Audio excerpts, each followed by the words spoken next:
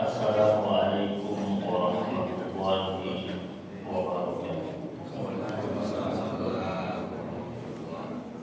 Innal hamdalillah nahmaduhu wa nasta'inuhu wa nastaghfiruh wa na'udzu billahi min shururi anfusina wa min sayyiati a'malina. May yahdihillahu fala mudilla lahu wa may yudlil fala hadiya lahu. Asyhadu an la ilaha illallah wahdahu la syarika lahu wa asyhadu anna Muhammadan abduhu wa rasuluh. Allahumma shalli wa sallim ala sayyidina Muhammad wa ala ali sayyidina Muhammad. Subhanaka la ilma lana illa ma 'allamtana innaka antal alimul hakim. Subuhun quddusur rabbuna wa rabbul malaikati wa ruh. Muslimin muslimat jamaah majelis kajian pada subuh yang dimuliakan Allah Subhanahu wa taala, segenap pengurus yayasan dan DKM masjid yang dirahmati Allah Subhanahu wa taala. Bersyukur tanpa henti dan terus-menerus kita persembahkan kepada Allah atas kebaikan, rahmat dan karunia yang Allah berikan kepada kita hingga sampai detik ini, dan di hari ini kita masih diizinkan oleh Allah Subhanahu wa taala untuk berada di dunia dan mengukir kesalehan dan ketaatan dalam kehidupan kita. Dan kita berharap semoga apa yang kita lakukan sampai saat ini mendapatkan catatan rahmat dan keberkahan dari Allah Subhanahu wa taala. Di pertemuan hari ini saya mengawali dengan mengucapkan minal aidin wal faizin kullu amin wa antum bi khair. Taqabbalallahu minna wa minkum taqabbal ya karim. Semoga kita menjadi hamba Allah yang aidin, yang kembali kepada fitrah kita semula setelah kita berusaha untuk menjemputnya sepanjang Ramadan kemarin. Izin, dan semoga kita menjadi hamba Allah yang mendapatkan kemenangan yang gemilang dari Allah Subhanahu wa taala. Dan semoga Allah Subhanahu wa taala menerima seluruh amaliyat ibadah yang telah kita laksanakan sepanjang Ramadan yang lalu dengan penerimaan yang mulia dari Allah Subhanahu wa taala.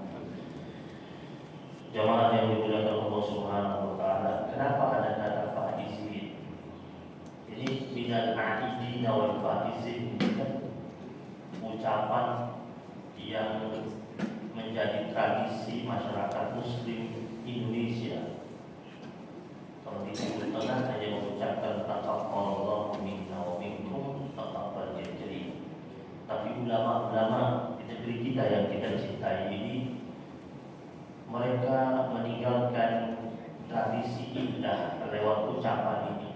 Ini doa juga, minal aidin wal faizin. Jadi semoga kita menjadi hamba Allah yang aidin. Diambil dari kata aid, aid itu kembali, al-fitr kembali kepada fitrah, aidul fitri kembali kepada fitrah. Minal aidin itu harapan agar kita menjadi hamba Allah yang kembali kepada fitrah kita yang semula, seperti dahulu ketika kita baru dilahirkan. Wal faizin itu ada dalam Al-Quran, dalam surat An-Nur ayat 52. Di situ Allah Subhanahu wa taala berfirman, "Wa may yuti'illaha wa rasulahu wa yakhshallaha wa yattaqihi fa ulaika humul faizun."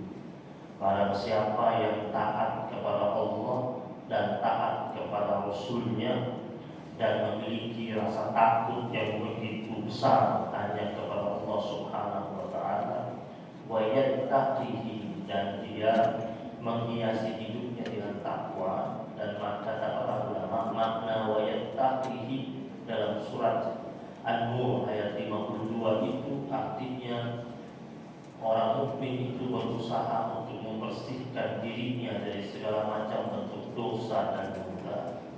Faulaika humul faizun, maka mereka itulah orang-orang yang mendapatkan kemenangan. Jadi syarat mendapatkan kemenangan yang tertera pada surat An-Nur ayat 52 itu syaratnya taat sama Allah, taat sama Rasul, kemudian ada memiliki rasa takut yang begitu besar kepada Allah.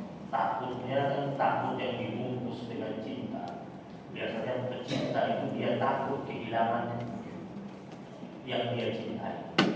Di situ ya Allah ada rasa takut kepada Allah Subhanahu wa taala. Wa yattaqihi, kalau dia sudah takut sama Allah, ketika dia berbuat dosa, dia cepat-cepat menyadari dosanya dan memohon ampun atas dosanya. Kenapa? Karena dia menginginkan Allah Subhanahu wa taala senantiasa memahkotainya dengan rahmat Allah Subhanahu wa taala. Jadi hamba Allah yang mukmin itu bukan yang bersih dari dosa. Dia pernah punya dosa tapi cepat menyadari dosa. Wa yattaqi. Allah katakan faulaika humul faizun, maka mereka itu adalah orang-orang yang mendapatkan kemenangan. Nah, menang ini apakah terus menang atau jangan-jangan kalah lagi? Jadi ulama mengatakan kalau kita sudah sampai pada titik kemenangan, jangan merasa kita bakal menang terus, atau kita juga harus mempertahankan diri kemenangan itu, karena bisa saja kita menang hari ini kalah pada hari esok, karena pertempuran kita dengan setan itu pertempuran yang tidak ada akhirnya.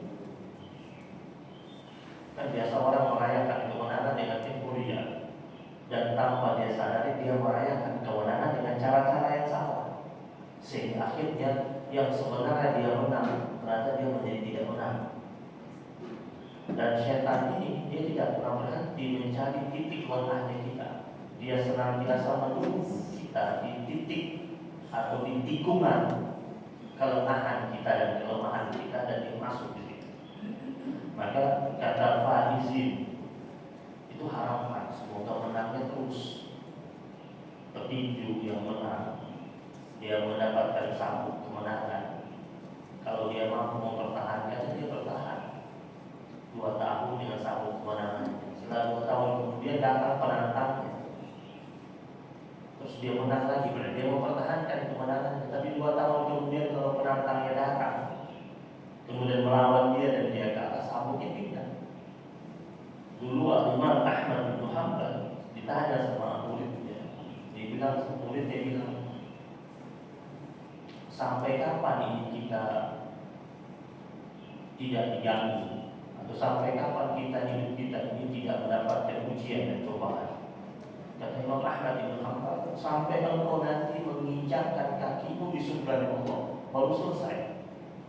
Di dunia ada ujiannya, di alam barzakh ada ujian, ada fitnah kubur, di hari kebangkitan yaumul qiyamah ada ujiannya, di mahsyar ada ujiannya, kemudian ketika sedang dihisab ada ujiannya, melewati mizan timbangan ada ujiannya, lewatin sirat ada ujiannya, sampai masuk di surga baru selesai ujian. Itu kata Imam Ahmad bin Hanbal kepada salah satu murid yang bertanya. Jemaah yang dirahmati Allah Subhanahu wa taala, dan ada tradisi baik di masyarakat kita di Indonesia, biasanya di bulan Syawal, bahkan terkadang sudah sampai lewat Syawal masih ada bikin acara namanya halal bihalal, meminta kehalalan dari saudara kita atas kesalahan yang pernah kita lakukan padanya. Sebenarnya itu istilah yang di dalamnya berisikan tema silaturahim. Silaturahim itu perintah Allah dan perintah Rasul. Dan di dalam Al-Quran itu ada beberapa redaksi ilahiyah yang berbicara tema tentang silaturahim itu,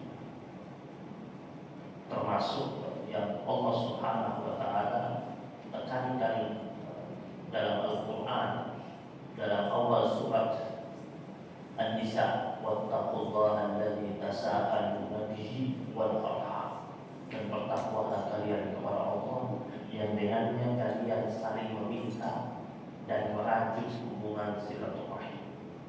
Jadi karakter orang yang takwa itu pasti indah dan baik silaturahimnya, dan orang yang sedang menunjukkan kebaikan silaturahimnya, dia sedang menghadirkan nilai takwa yang di hadapan Allah Subhanahu wa taala.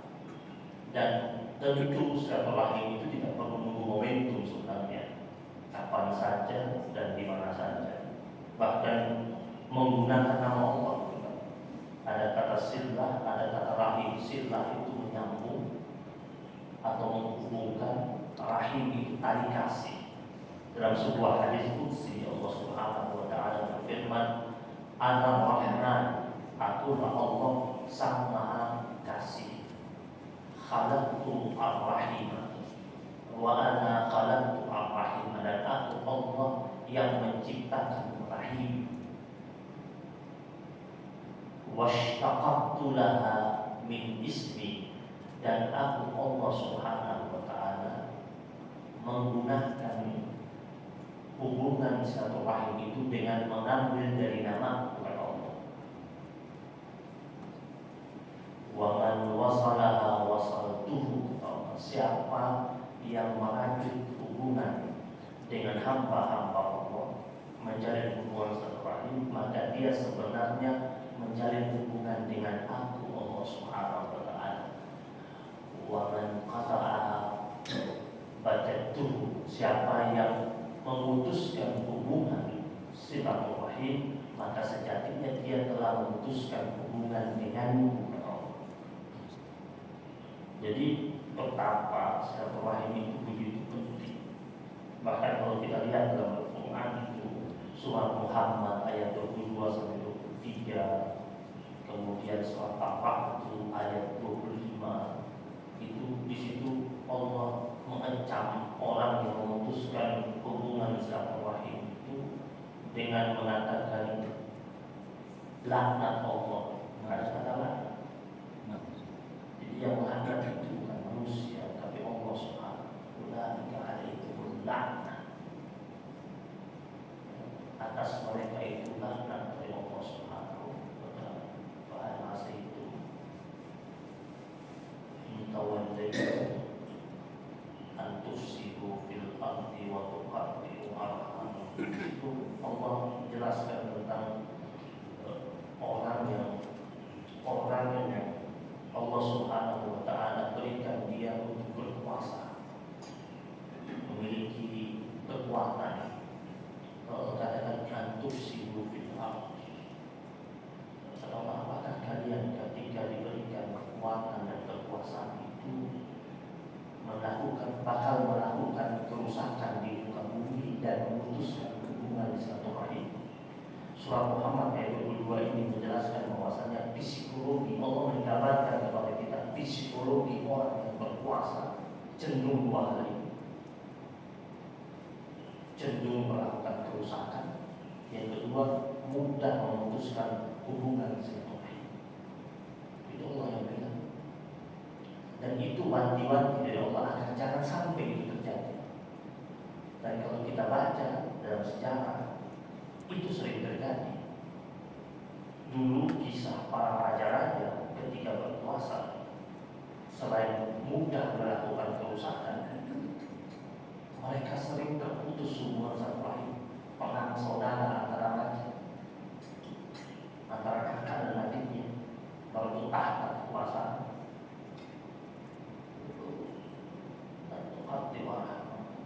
Memutuskan hubungan silaturahim.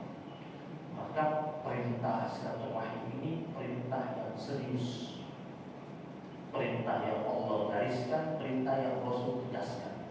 Maka ketika haji dua dari haji Nabi yang pertama dan terakhir, haji perpisahan, apa dikatakan haji perpisahan? Karena beberapa bulan setelah itu Nabi wafat. Ketika di padang Arafah, Nabi berkhutbah yang begitu panjang. Menurut riwayat, ketika Nabi berkhutbah, khutbah Nabi didengar oleh semua yang hadir pada waktu itu. Dan salah satu pesan Rasul waktu itu, la yajlisu fi majlisi hadza qatil rahim. Tidak boleh duduk di majlisku ini orang yang memutuskan hubungan silaturahim. Lalu bangunlah seorang pemuda, kemudian dia keluar dari rombongan Nabi pergi beberapa saat, dan ketika dia kembali Nabi masih khutbah. Kemudian Nabi tanya, dari mana kamu? Saya belum selesai bicara soal. Dia bilang, ya Rasulullah, aku dengar salah satu pesan tadi, tidak boleh duduk di tengah-tengah majelismu orang yang memutuskan hubungan silaturahim. Dan saya sudah sekian lama tidak bertemu sapa dengan diri saya. Dan saya datang menemuinya, kami saling bermaaf-maafan. Aku minta ridhonya dan dia memberikan ridhonya padaku, dan aku pun memberi ridho kepada saudara di ahsan. Dan untuk melakukan hal yang baik, silakan. Jadi kejadian ini tercatat dalam sejarah bahwasanya betapa Rasul begitu concern tentang silaturahim. Dalam Islam ini kita mengenal ada dua. Dalam kamus bahasa Indonesia itu ada namanya silaturahim, ada namanya silaturahmi. Kalau silaturahim itu digunakan untuk hubungan kekerabatan yang masih memiliki pertalian nasab atau saudara. Kalau silaturahmi itu umum, yaitu hubungan yang dirajut antara sama hamba-hamba Allah Subhanahu wa Ta'ala. Itu namanya silaturahmi. Kalau dalam bahasa Islaminya itu ada namanya silaturahim, ada namanya ziarah. Ziarah itu kalau saya bilang sama saudara saya ingin bersilaturahim, berarti saya datang berkunjung ke rumah saudara kandung atau sepupuan. Kalau sama teman saya mengatakan saya mau datang ziarah ke rumah. Tapi kalau itu dipakai di Indonesia kurang cocok. Karena mulai bisa kalau kita bilang sama teman kita saya mau datang ziarah, dia akan jawab saya belum mati. Jadi akhirnya pakailah kata silaturahmi untuk membedakan antara silaturahim. Rahim itu yang memiliki hubungan darah dengan kita. Dan tentang silaturahim Nabi bilang, ta'arrafu li ansabikum tasilu bihi arhamakum. Kata Nabi, kenalilah nasab-nasab kalian atau garis keturunan kalian. Maka dengan demikian akan terjalin hubungan silaturahim antara kalian. Ada tradisi baik masyarakat kita di Indonesia itu sudah bikin acara kumpul keluarga, arisan keluarga. Yang kadang-kadang angka arisan tidak besar, yang penting kumpul. Di dalamnya kadang-kadang ada kajian atau kadang-kadang di dalamnya ada temu keluarga. Itu hal yang bagus. Sebenarnya orang-orang Indonesia yang melaksanakan itu, mereka melaksanakan hadis Nabi. Di banyak sekali praktek-praktek yang dilakukan orang-orang Indonesia tidak bunyi hadisnya, tapi kalau dicari dalam kitab-kitab hadis, ternyata ada hadisnya. Kumpul keluarga ini, keluarga itu dikumpulkan sama-sama biar kenal misanannya, sepupunya. Sampai misanan sepupunya 5 kali dia kenal. Kemarin awal-awal bulan kemarin saya diundang oleh salah satu marga daripada Sumatera Utara. Mereka kumpul di hotel, karena saya diminta isi tausiahnya. Kumpul mereka dan saya ditunjukkan itu bagan silsilah keluarga mereka. Rapi sekali mereka bikin. Terus saya tanya yang sekarang dipercayakan untuk memegang bagan silsilah itu, saya tanya ini dari siapa? Dia dari atasnya. Dan ini sudah tradisi turun-turun kami. Dibacakan huruf silsilah berkenaik ke atas sampai puluhan. Terus saya bilang, ini dilakukan atas dasar apa? Ya, atas tradisi keluarga. Kalau saya katakan, ini bukan sekedar tradisi keluarga, ini menjalankan sunnah Rasul. Karena ada hadisnya, Nabi mengatakan ta'arrafu li ansabikum tasilu bihi arham. Kenalilah silsilah keluarga kalian, maka dengan demikian akan terjalin atau terajut hubungan silaturahim. Jemaah yang dirahmati Allah Subhanahu wa Ta'ala, kita bahas tema kita sesuai yang ada di layar tentang belajar dari keluarga dan rahim.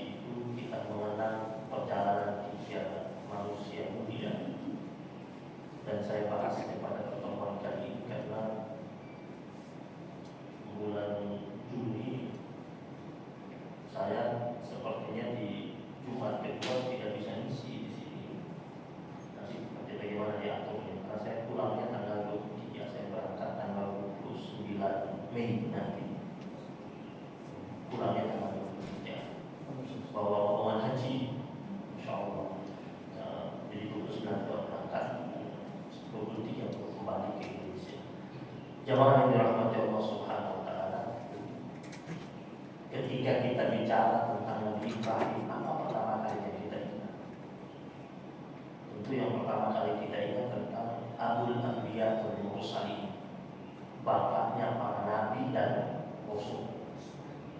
Beliau juga mendapatkan julukan Al-Khalil.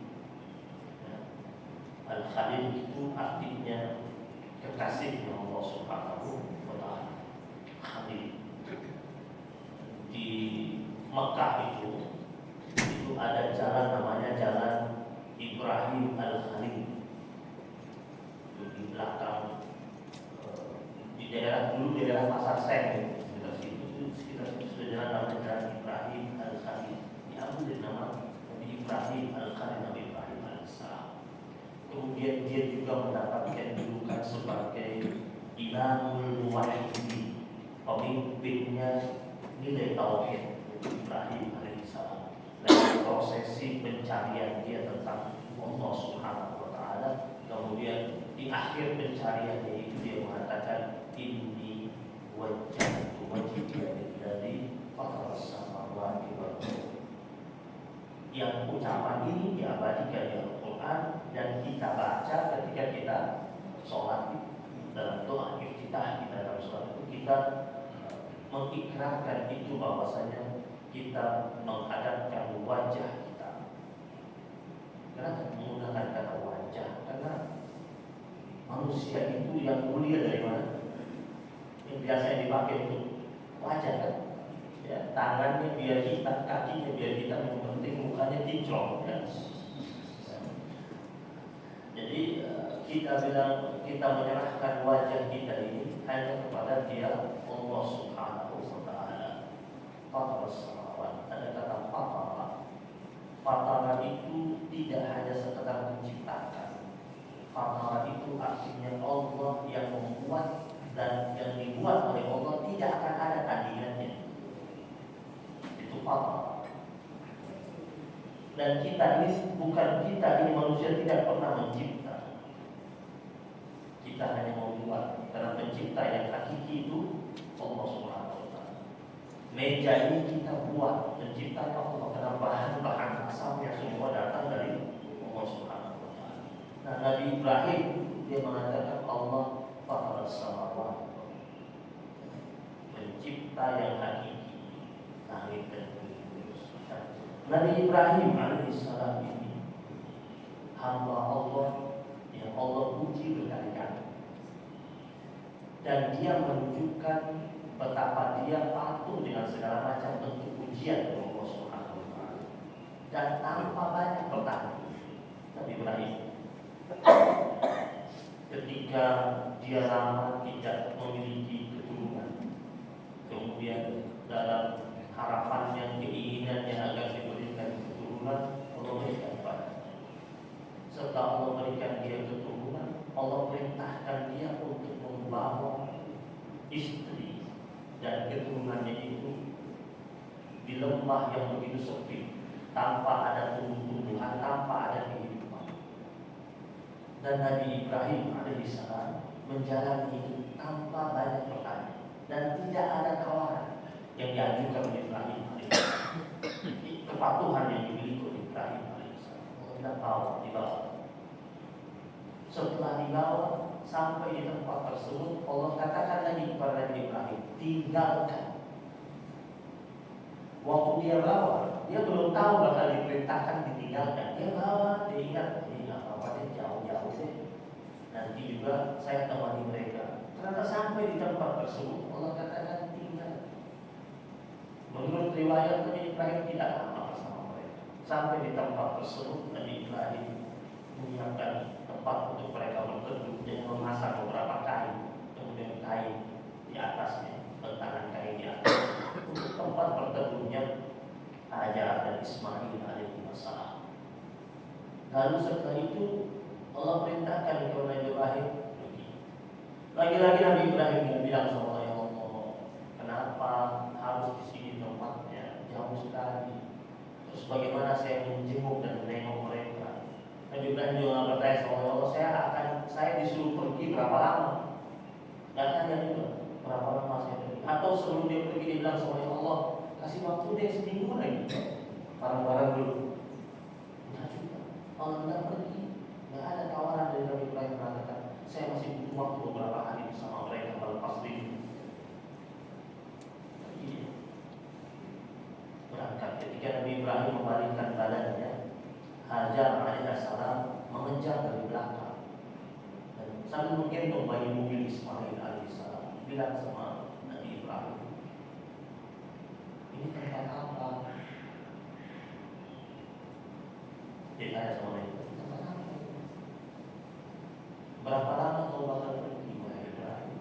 Nabi Ibrahim menundukkan kepala, jalan sambil menundukkan kepala tanpa sanggup menoleh ke belakang dan diam. Hajar mengejar dengan pertanyaan berikutnya, Ibrahim, ini bekal yang kau tinggalkan buat saya dan putra ini hanya sekantong kurma dan sekantong air. Terus kau pergi tinggalkan kami. Komunikasi nggak ada sama sekali. Ada WhatsApp, bisa video call. Ya mau gimana? Nabi Ibrahim diam. Terus kata Hajar alaihissalam, ya Ibrahim, pertanyaan berikutnya, apakah ini perintah Tuhan? Nabi Ibrahim menghentikan langkahnya, mengangguk kepalanya 2 kali, mengisyaratkan bahwa saya memang ini Allah yang suruh. Lihat apa jawaban Hajar. Kata Hajar alaihissalam, ya Ibrahim, jika benar-benar ini perintah Allah, pergilah engkau. Karena aku yakin Allah Tuhanmu dan Tuhanku itu tidak akan mungkin menyia-nyiakan apa yang menjadi harapan dan keinginan apa. Barulah Nabi Ibrahim itu mantap lah. Tinggalkan Hajar dan Ismail alaihissalam. Dia jalan terus, belum sanggup dia goreng, tak kuat. Ketika dia naik ke atas bukit, sebelum dia turun lagi ke bawah. Jadi posisi dia menempatkan Hajar dan Ismail alaihissalam itu di lembah. Dan memang Ka'bah itu letaknya di lembah. Dulu itu di sekitarnya itu bukit semua. Sekarang kita sudah sulit menemukan bukit karena bukitnya sudah dibom semua, hotel semua. Tapi letak di lembahnya tetap. Makanya kalau hujan besar, banjir itu.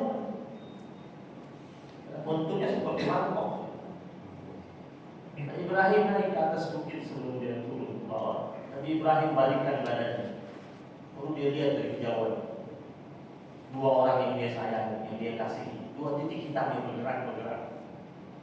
Itu tubuhnya Hajar Ismail alaihissalam. Lalu dia angkat tangan, dia doa sama Allah. Terus Nabi Ibrahim, Allah abadikan permintaan Ibrahim dalam Al-Quran. Rabbana inni askantu min dzurriyyati biwadin ghairi dzi zar'in 'inda baitikal muharram. Rabbana liyuqimus shalah waj'al af'idatan minan nasi tahwi ilaihim warzuqhum minas samarati la'allahum yashkurun. Aduhai Tuhan kami, sesungguhnya aku meninggalkan anak keturunanku biwadin ghairi dzi zar'in 'inda baitikal muharram, di lembah yang tidak ada tumbuhan, kering, tidak ada hijau sama sekali, di sisi rumahku yang mulia. Tempat itu nanti bakal dibangun Betul. Jemaah dirahmati Allah SWT, dia serahkan ke Allah. Ini kan sudah Allah yang Allah perintahkan, sudah diikuti. Terus dia harus pergi. Yang dia tinggalkan 1 perempuan lemah, 1 anak kecil. Itu tempat belum pernah didatangi sebelumnya. Itu tempat asing dan memang tidak ada orang sama sekali. Jemaah yang dirahmati Allah SWT, setelah dia angkat tangan itu, dia minta semua 3 permintaan.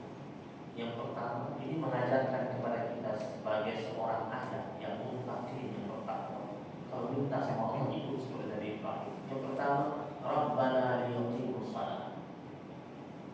Ya Allah, ya Tuhan kami, jadikanlah anak keturunan kami ini senantiasa menegakkan sholat. Yang kedua, waj'al af'idatan minan nas tahwi ilaihim. Jadikanlah hati-hati manusia cenderung dan condong kepada mereka. Yang ketiga, warzuqhum minas samarati la'allahum yashkurun. berikanlah mereka rezeki dalam bentuk buah-buahan agar mereka senantiasa menjadi hamba yang bersyukur. Mari kita lihat satu persatu. Yang pertama, dia minta sama Allah. Dia minta sama Allah, Rabbana liyuqimus shalah. Minta agar anak turunannya senantiasa menegakkan sholat.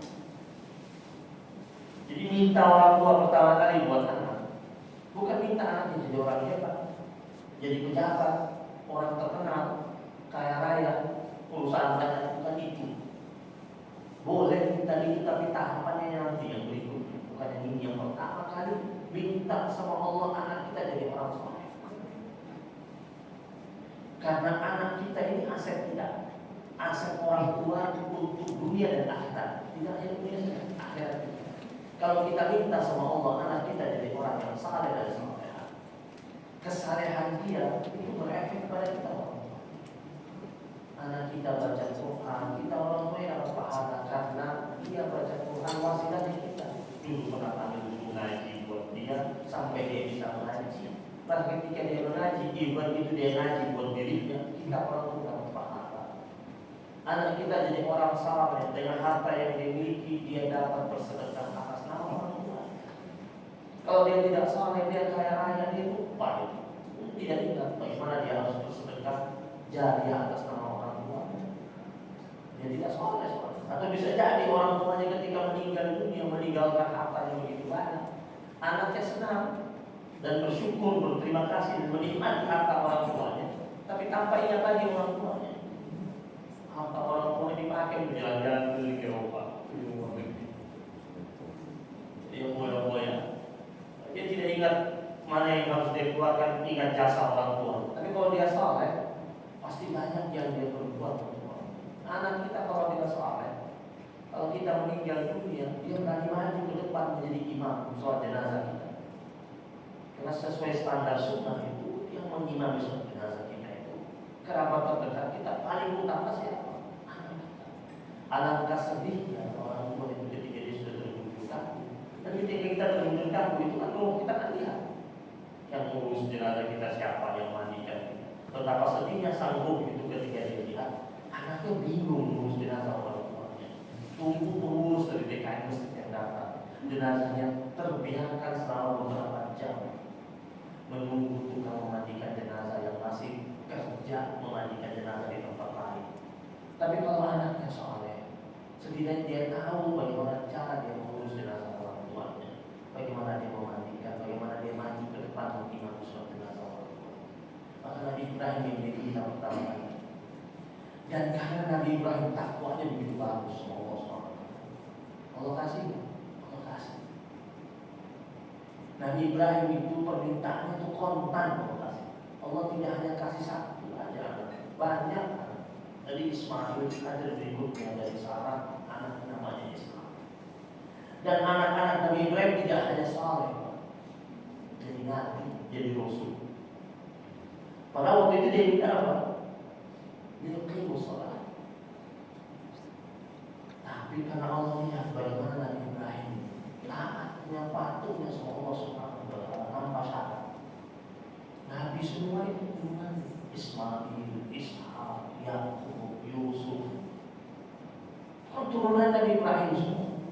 Bahkan sampai ke Nabi Muhammad sallallahu alaihi wasallam. Jadi makanya ada salah satu hadis Nabi Muhammad pernah mengatakan begini, aku ini kata Nabi Muhammad, aku ini berkat doa kakek buyutku dahulu yang namanya Ibrahim. Itu sama Nabi Muhammad SAW.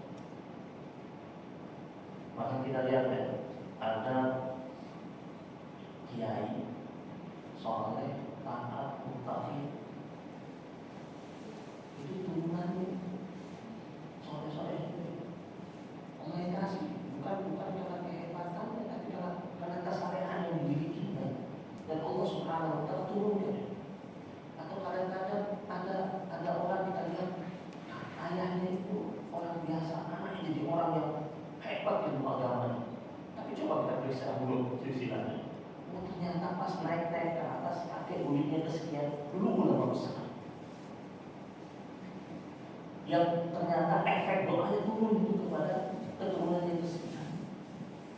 Nabi Ibrahim ketika diminta sama Allah, anaknya baru satu, baru Ismail anaknya. Tapi orang yang mutakin, yang mampu menjaga takwa sama Allah, tulus benar-benar sama Allah, itu efek doanya panjang. Nabi Ibrahim waktu dia doa, anaknya baru Ismail, tapi efek doanya panjang banget. Kesekian keturunan sampai ke Nabi Muhammad SAW. Nabi Muhammad dari mana? Dari Ismail alaihissalam. Ini yang pertama. Rabbana liyuqimus shalah. Terus kan Nabi bilang kan doaul walid li waladihi ka du'ain nabi li ummati. Doa orang tua buat anaknya itu nilainya sama persis seperti doanya Nabi buat umatnya. Maka orang tua kalau dia doa terus, dia yakini hadis Nabi. Doa orang tua buat anaknya nilainya seperti doanya Nabi buat umatnya. Kenapa mustajab orang tua? Maka kalau sudah tahu mustajab, jangan pakai nilai mustajab itu untuk ngancam anak. Kadang-kadang suka pakai ngancam anak, ayo jangan nakal. Jadi jangan sampai kita menyelipkan ancaman buat anak kita, karena kita merasa bahwa kita mustajab. Dan kasih mustajab itu kan Allah Subhanahu wa taala yang menjanjikan itu kan Rasul sallallahu alaihi wasallam lewat hadis. Yang kedua, waj'al afidatan minan nas tahmili, jadikanlah hati-hati manusia cenderung dan condong kepada mereka. Nabi Ibrahim tahu Pak, ini dia bakal pergi lama, kalau Rasul pergi, dan dia belum tahu kapan harus kembali. Menurut riwayat ada yang mengatakan 9 tahun kemudian, ada yang mengatakan 11 sampai 13 tahun kemudian baru kembali. Jadi kalau dilihat itu lama sekali ya baru kembali. Dan Nabi Ibrahim bilang sama Allah, ya Allah jadikanlah hati-hati manusia cenderung dan condong kepada mereka. Karena Nabi Ibrahim tidak bersama mereka. Nabi Ibrahim berharap siapa saja yang lihat mereka, saya. Siapa saja yang bertemu sama mereka, jatuh hati sama mereka, tidak ada yang ganggu mereka. Dan Allah kabulkan. Singkat cerita, setelah oasis Zamzam itu ditemukan oleh Hajar alaihissalam, kemudian Hajar dan Ismail alaihissalam menjadi pemilik oasis Zamzam itu, banyak kafilah dagang lewat melintasi tempat itu. Kafilah dagang tidak ada laki-laki, tidak ada perempuan, laki-laki semua. Di tempat itu hanya ada seorang perempuan lemah dan anak kecil. Mereka lewat tempat di situ, laki-laki besar-besar, kafilah-kafilah dagang, butuh air. Mereka ketika butuh air, mereka minta air baik-baik sama Hajar. Ada asal. Tidak ada mereka ambil air semaunya, mereka tidak ada. Berkat siapa ya? Berkat doa Nabi Ibrahim. Nabi Ibrahim mengatakan, faj'al afidatan minan nas tahmili. Jadikanlah hati-hati manusia cenderung dan condong kepada mereka. Semua mereka datang minta izin, minta air. Barteran dengan makanan, buah-buahan, pakaian. Jadi Hajar dan Ismail alaihissalam itu hidupnya berkecukupan setelah oasis Zamzam itu ada di sekitar mereka. Dan itu berkat doa Nabi Ibrahim. Kafilah-kafilah dari negeri Syam melewati tempat itu, berbalik, minta izin. Bahkan nanti di kemudian hari tempat itu jadi ramai. Semakin banyak penduduk yang datang mau tinggal di tempat. Penduduk asli siapa? Cuma 2 orang ini. Kalau mau ditanya nih, siapa tuan tanah Mekah? Hajar dan Ismail alaihissalam. Bagi kalau tanah itu saat sudah ada sertifikatnya, berapa harganya? Ya. Sekarang itu kan tanah termahal di dunia. Termahal di dunia. Per meter atau berapa sekarang? Waktu itu ada suku Jurhum. Suku Jurhum itu suku besar. Dia punya kepala sukunya ditakuti. Anak buahnya banyak, tukang perang lagi. tukang berantem. Kepala kabilah suku Jurhum ingin menetap di kota Mekah. Suku yang pertama kali menetap di kota Mekah, suku Jurhum. Ingin masuk ke kota Mekah, ingin tinggal di situ. Itu kepala sukunya yang katanya begitu perkasa, itu datang duduk-duduk nemuin Hajar, minta izin dengan baik-baik agar Hajar alaihissalam mengizinkan mereka tinggal di situ. Kalau tidak karena berkat doa Nabi Ibrahim, tidak terjadi. Kan mau izin lalu semua baik-baik. Dan Hajar mengatakan boleh dengan syaratnya A, B, C, D, dan diikuti, dipatuhi. Ayah dan takwa kalau dia doanya itu top chair banget. Ayah yang takwa kalau dia doa, efek doanya tidak satu turunan, efek doanya panjang, sekian turunan. Seperti doa Nabi Ibrahim alaihissalam. Akhirnya tinggal suku Jurhum. Kemudian Hajar alaihissalam bersama Ismail alaihissalam, ya, yang menjadi orang yang dipatuhi di situ, didengar apa kata-kata mereka. Warzuqhum minas samarat, permintaan yang ketiga, berikanlah mereka rezeki dalam bentuk buah-buahan. Nabi Ibrahim waktu itu Pak, mintanya itu, permintaannya itu mengalami lompatan yang begitu jauh. Itu tempat kan tandus. Nabi Ibrahim nggak bilang begini, ya Allah jadikan tempat itu subur, hijau, banyak pohonnya kayak di puncak gitu. Enggak. Nabi Ibrahim itu minta warzuqhum minas samarat, berikanlah mereka rezeki dalam bentuk buah-buahan. Yang Nabi Ibrahim minta instan. Kita kalau sama manusia kita mengatakan jangan berharap sesuatu yang instan.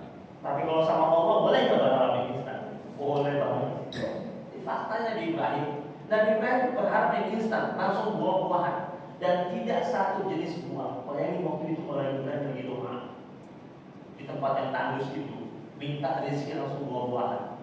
Di samping Nabi Ibrahim ada orang dari puncak, pasti orang itu akan komen, minta buah-buahan, emang ini puncak? Orang nggak ada. Tapi karena Nabi Ibrahim ini yakin begitu, Nabi Ibrahim nggak peduli tandus ke tempat tersebut. Minta sama warzuqhum minas samarat, berikan mereka rezeki dalam bentuk segala macam bentuk jenis buah. As-samarat itu dia jamak, plural dia, bukan singular. Mintanya buah-buahan. Allah kasih nggak? Allah kasih Pak. Yes. Itu Nabi Ismail alaihissalam dari kecil sudah makan enak gitu. Setiap kabilah dagang lewat tempat tersebut, lihat ada air, minta air, buah-buahan yang ada di onta-onta mereka dibagi, kita makan enak. Pohonnya tidak lihat.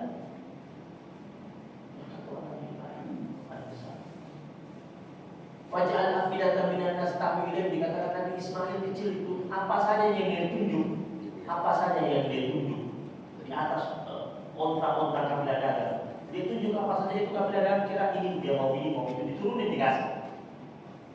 Diturunkan karena mereka senang, lihat mereka kangen dan ingat anak-anak mereka yang mereka tinggalkan berbulan-bulan, dan kangen mereka itu terobati ketika lihat ada anak kecil di tengah-tengah gurun pasir bersama ibu.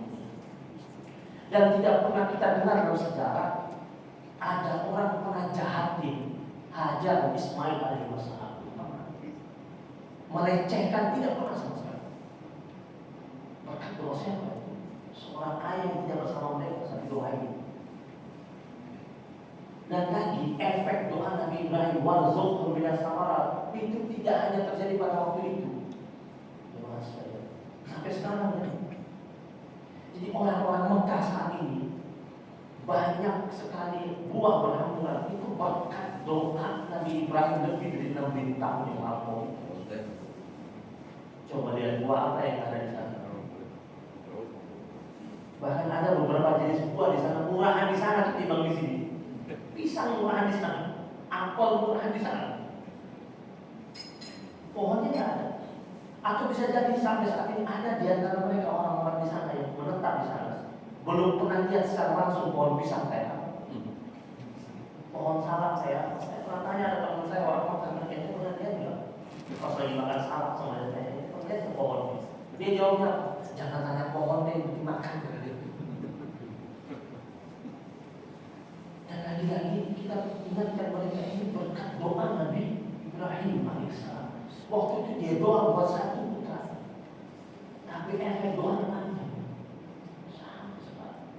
Wah, la'alla bersyukur agar mereka menjadi hamba Allah.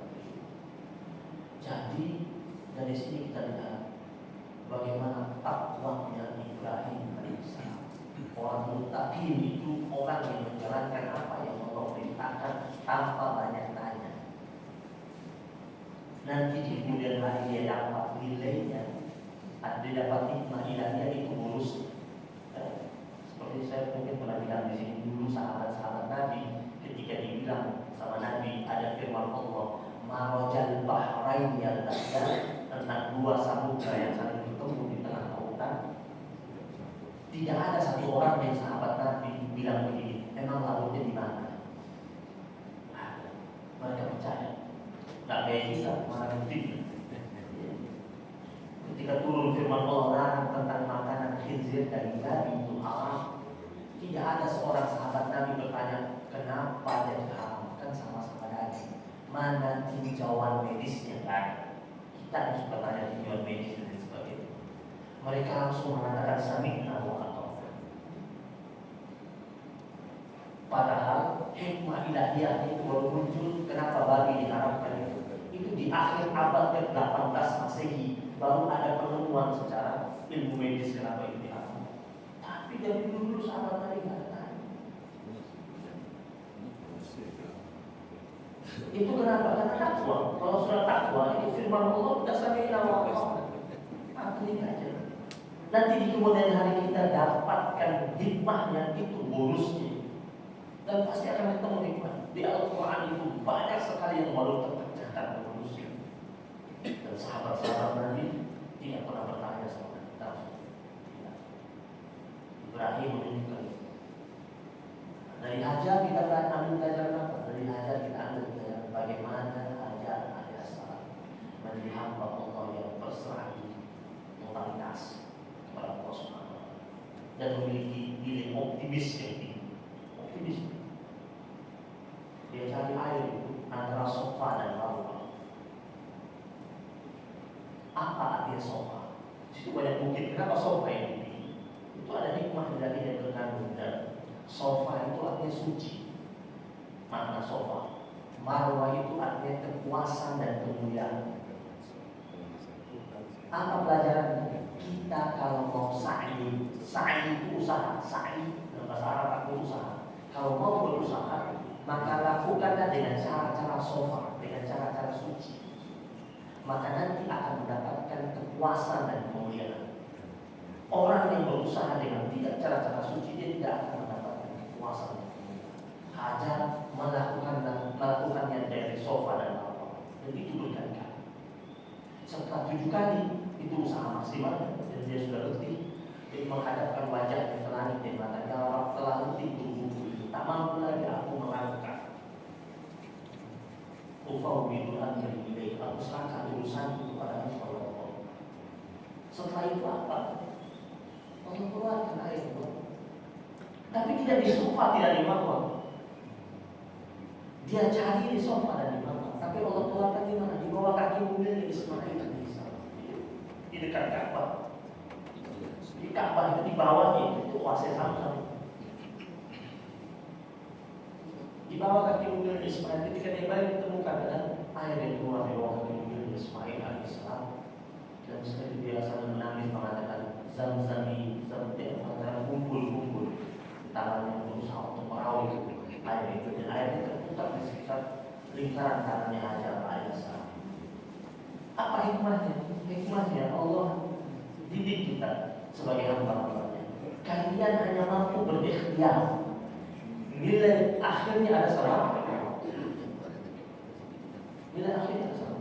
Kalau Hajar tidak berikhtiar, kira-kira keluar tidak? Tidak keluar. Tapi kenapa Allah keluarkan di sana? Allah tunjukkan kepada kita hamba-hambanya mengenai nanti hasilnya terserah aku loh. Makanya kita kalau lagi usaha itu, kadang-kadang usaha dibuka di sini, pindah ke sini, pindah ke sini. Pas kalian ketujuh baru berhasil. Di tempat yang lain baru kita mengatakan, coba ya dulu kalau dari kemarin-kemarin di sini, jangan capek. Setelah 3-4 tahun, ya udah buang aja. Coba kalau kemarin di sini, enggak, itu Allah lagi lihat usahanya. Pas di situ Allah buka di sini, aja Allah lagi lihat usahanya. Setelah dia balik dia nggak bilang, Allah ngapain saya capek-capek kita ada di sini, nggak ada. Dia bersyukur atas pemberian Allah. Maka ayat lagi. Kenapa? Karena pasangan Allah anugerahkan dia hadiah. Kemudian dari Ismail terakhir, dari Ismail alaihissalam, apa yang kita ambil belajar? Sabarnya. Sabar. Anak masih kecil begitu kuat kesabaran. Ketika ayahnya belum datang, ketemu sama dia sambut ayahnya, peluk ayah. Kok bisa kenal? Belum ada foto selesai. Dari mana dia tahu?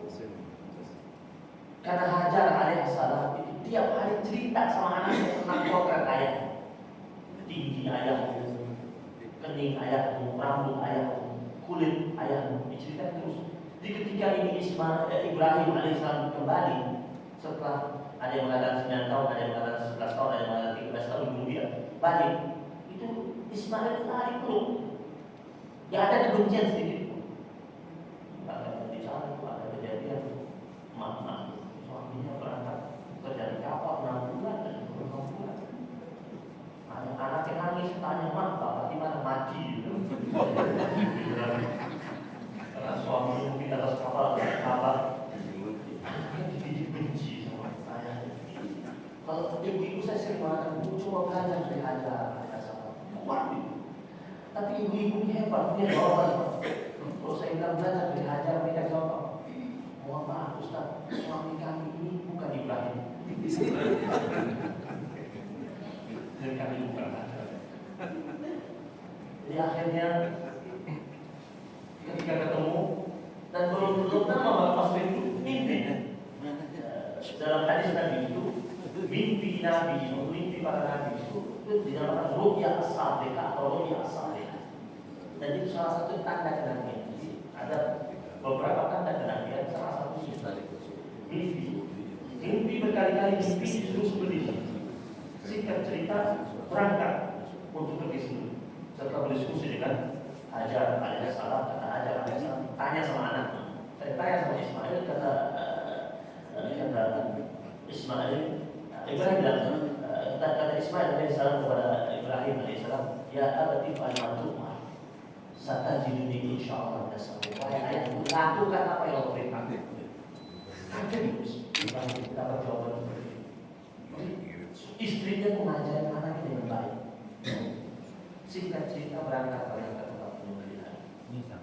Ketika akan disembelih, itu terjadi dialog antara Ismail dan Ibrahim alaihissalam. Kata Ismail kepada ayah, wahai ayah, yang pertama ditanya, sudah benar-benar tajam kah pisau yang kau asah itu? Karena kalau tidak tajam, aku khawatir engkau bakal membunuhku berkali-kali dan engkau tidak tega melihat aku bergelimah. Aku berharap pisau yang kau pakai itu tajam sehingga engkau mudah menyembelih. Terus dibuka bajunya. Dia kasih ayahnya, wahai ayahku, simpanlah baju ini. Nanti setelah pulang berikan kepada ibuku sebagai perlindungan. Lalu pas ibu kalau dia memeluk mencium bekas aroma mereka. Wahai ayahku, aku mohon dengan syarat ketika engkau membeli aku, jangan sampai ada satu tetes darahku menempel di baju. Karena aku khawatir kalau ada darahku yang sampai menempel di baju, engkau pulang ke rumah ibuku lihat tetesan darah tersebut, membuat dia sedih berhari-hari dan menghilangkan ridho dia kepada. Wahai ayahku, mari segera melaksanakan prosesi penyembelihan ini dengan cepat sebelum syaitan datang mengganggu pemuda kita. Ibrahim hanya meneteskan air mata, kecuali dengan mendekati anaknya memeluk dengan menciumnya bertubi-tubi dan Dia bangga punya putra seperti Ismail alaihissalam. Dialog ini disaksikan oleh Allah dan disaksikan oleh Jibril alaihissalam. Sehingga Allah perintahkan Jibril datang dulu untuk menggantikan Ismail dengan seekor domba sebagai pengganti Ismail alaihissalam. Di zaman Allah SWT dari 3 manusia mulia itu kita ambil pelajaran tentang takwa Ibrahim, kemudian pasrah dan optimisnya Adam alaihissalam, dan sabarnya yang dimiliki oleh Ismail alaihissalam. Dan setiap kali kita ingat orang-orang ini, kita berusaha untuk merekam dalam kehidupan kita. Praktek kehidupan keluarga itu seyogyanya mengadopsi apa yang datang oleh keluarga dari Ibrahim alaihissalam. Walaupun kita tidak bisa semaksimal mereka, tapi setidaknya dari keluarga ini kita mengambil pelajaran bagaimana daya tampung kita yang baik, bagaimana kepasrahan dan optimisme kita yang sungguh-sungguh, dan bagaimana kita harus menghidupkan sabar kita dalam kehidupan kita di bumi Allah Subhanahu wa Ta'ala. Semoga yang saya sampaikan itu bermanfaat untuk kita semuanya, dan mudah-mudahan kita kebaikan buat kita, keberkahan buat kita. Allah lindungi kita dari segala macam bentuk bala, musibah, dan ujian. Allah hadirkan limpahan rahmat dalam kehidupan kita. Allah kabulkan segala macam bentuk hajat dan keinginan kita.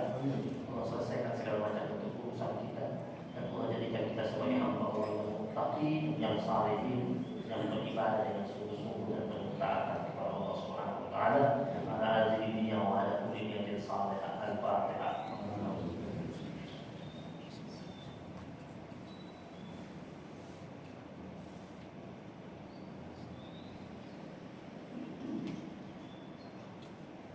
ربنا تقبل منا انك انت السميع العليم وتب علينا يا مولانا انك انت التواب الرحيم.